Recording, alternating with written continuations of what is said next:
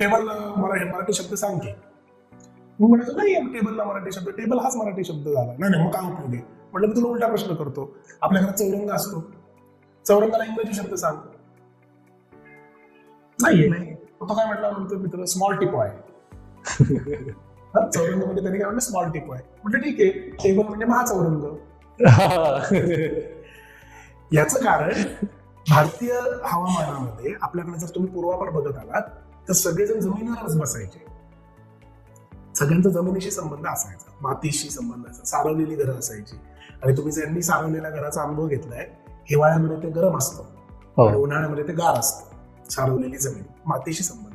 मग आपल्याकडे सगळ्या गोष्टी जमिनीवर बसून झाल्या, म्हणून आपल्याकडे चौरंग आला, पाट आला, कारण तुम्ही जमिनीवर बसायचं आहे यासाठी हे सगळं आलं. युरोपमध्ये हवामान कसं आहे, त्यांच्याकडं वजा पण जातं तापमान, त्यामुळे त्यांचं जमिनीपासून जेवढं लांब राहाल तेवढं.